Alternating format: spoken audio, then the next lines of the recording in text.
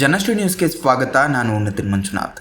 ಯಲಬುರ್ಗಾ ತಾಲೂಕಿನಲ್ಲಿ ನೂತನ ನ್ಯಾಯಾಲಯ ಭವನ ಉದ್ಘಾಟನಾ ಕಾರ್ಯಕ್ರಮವನ್ನು ಅದ್ಧೂರಿಯಾಗಿ ನಡೆಸಲಾಗಿದೆ.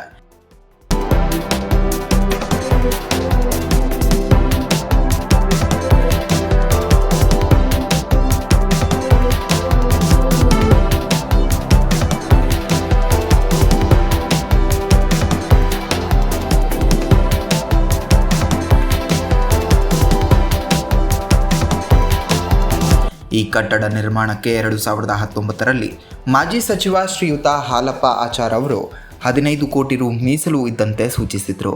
ಕಾರ್ಯಕ್ರಮದಲ್ಲಿ ಪ್ರಮುಖ ಅತಿಥಿಗಳಾಗಿ ಹೈಕೋರ್ಟ್ ನ್ಯಾಯಮೂರ್ತಿಗಳು ಶ್ರೀ ಸಂಜೀವ್ ಕುಮಾರ್ ಹಂಚಟೆ, ಎಂಜಿ ಶುಕರೆ ಕಮಲ್ ಮತ್ತು ಸಿಎಂ ಪುನಚ ಭಾಗವಹಿಸಿದ್ರು. ಕೊಪ್ಪಳ ಜಿಲ್ಲಾ ನ್ಯಾಯಾಧೀಶರು Shri Chandrashekar C, deputy commissioner Suresh B Hitnal ಮತ್ತು ಯಲಬುರ್ಗಾ ವಿಧಾನಸಭಾ ಕ್ಷೇತ್ರದ ಶಾಸಕರಾದ ಬಸವರಾಜ ರಾಯರೆಡ್ಡಿ ಸಹ ಉಪಸ್ಥಿತರಿದ್ದರು.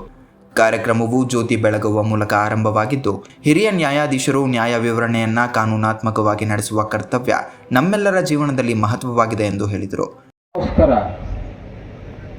ಇವನ್ನ ಪರಿಗಣಿಸ್ತೀರ ನೀವು? ಅಲ್ಲ, ಈ ಥರ ಚಿಂತನೆ ಇದೆ ಅಂತ ಹೇಳಿದ್ರು ಅವರು.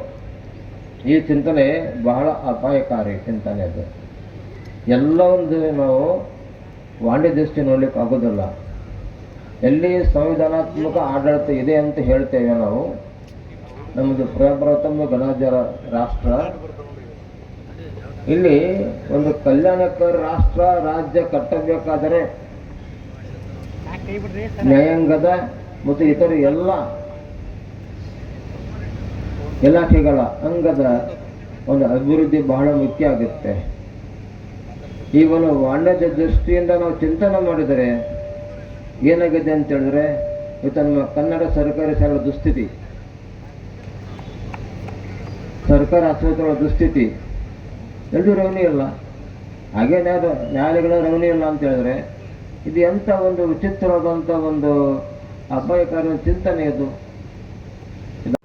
ನಂತರ ಯಲಬುರ್ಗಾ ತಾಲೂಕಿನ ವಕೀಲ ಸಂಘ, ಜಿಲ್ಲಾ ಪೊಲೀಸ್ ಅಧಿಕಾರಿಗಳು, ಮಹಿಳಾ ಸಂಘಗಳ ಸದಸ್ಯರು ಮತ್ತು ನಗರ ನಾಗರಿಕರು ಕಾರ್ಯಕ್ರಮದಲ್ಲಿ ಭಾಗವಹಿಸಿ ಶುಭಾಶಯ ವ್ಯಕ್ತಪಡಿಸಿದ್ದಾರೆ.